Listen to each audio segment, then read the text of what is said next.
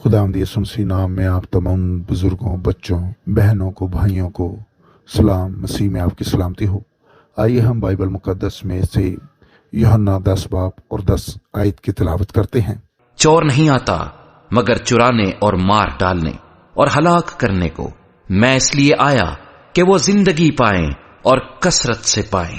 हम इसमें से जिस हिस्से पर गौर करेंगे वो है, मैं इसलिए आया कि वो जिंदगी पाएं और कसरत की पाएं। देखिए, बाइबल मुकद्दस में जिंदगी के बारे में कहा क्या है। वो ज़ोए है। ज़ोए मतलब खुदा की अपनी जिंदगी जो वो हम में दाखिल करता है, जो वो अपने लोगों में। देखिए, वहां मसीह का जिस्म जिंदा है, छुटकारा पाकर खड़ा है। छुड़ा लिया, किसे छुड़ा लिया? हमें छुड़ा लिया। वो छुटकारा पा लिया, हमारा छुटकारा पा लिया।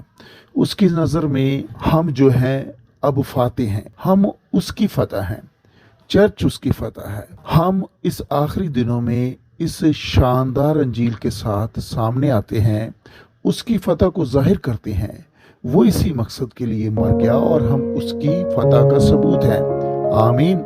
देखिए मेरे अजीजों, वो अपनी क़यामत की जिंदगी को साबित करता है। फिर जैसा कि वो खुद को साबित करता है, वो दुल्हन दूसरे से आजाद है।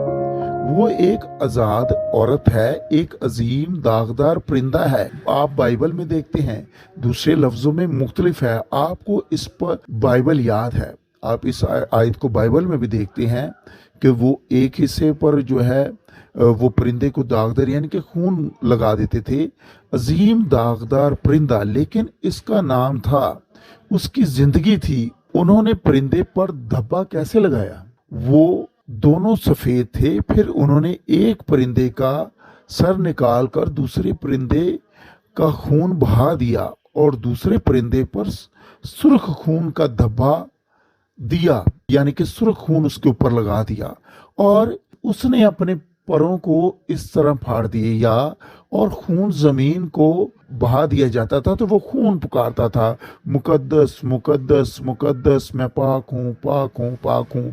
यानी देखिए, चुनाचे मसीह मरा और उसने हमारे लिए अपना खून बनाया और अपनी जिंदगी, अपने खून को, जिंदगी में खून में जिंदगी होती है, अपने खून को हम पर लगा दिया, हम पर डाल दिया।